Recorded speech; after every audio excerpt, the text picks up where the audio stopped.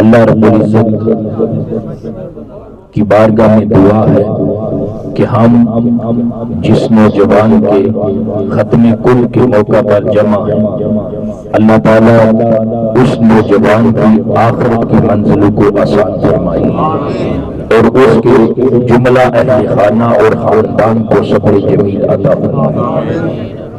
انسان کی زندگی کا یہ جو پہلا سٹیج ہے نا، بچپن، اے انسان اگر تو اس بات کو دیکھے اور جانے سمجھے اور عبرت حاصل کرے تو یہ جو موت یہ انسان کا بچپن نہیں دیکھتی۔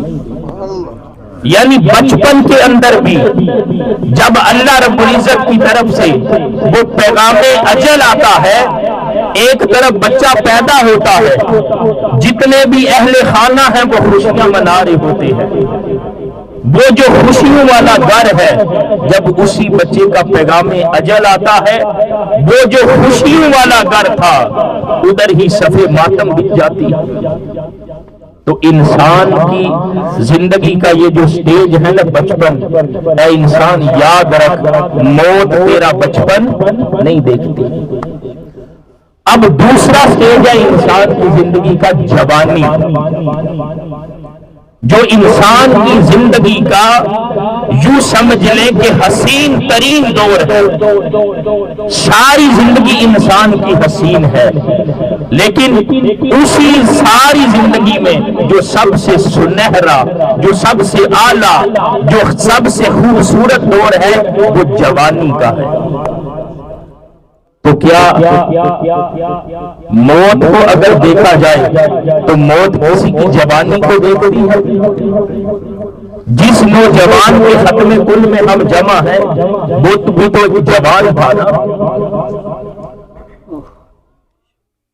خوش باش تھا، لیکن اچانک پیغام اجل آیا ہے، اور پیغام اجل جب آیا ہے تو وہ جوان تھا، لیکن دوستان محترم اس کا مطلب یہ ہے کہ جب پیغام اجل موت کا پیغام آتا ہے تو وہ موت کسی انسان کی جوانی کو نہیں دیکھتی۔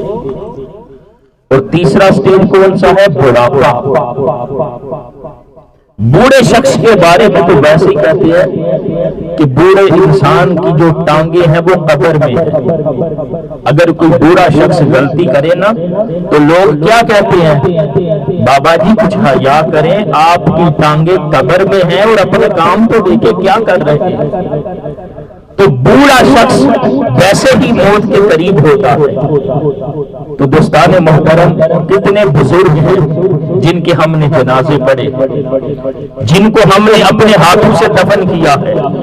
تو انسان کی زندگی یا تو بچہ ہوگا یا پھر جوان ہوگا یا پھر بوڑھا ہوگا، اور ان تینوں سٹیجز کو ہم دیکھتے ہیں تو وہ جو پیغام اجل آتا ہے وہ بچوں کے لیے بھی آتا ہے، وہ جوانوں کے لیے بھی آتا ہے، وہ بوڑھوں کے لیے بھی آتا ہے۔ تو اگر ہم تھوڑا سا غور و فکر کریں، اے انسان تو زندگی کے جس بھی سٹیج پر ہے تو سمجھ لے کہ ایک نہ ایک دن تو نے اس دنیا کی زندگی کو چھوڑنا ہے۔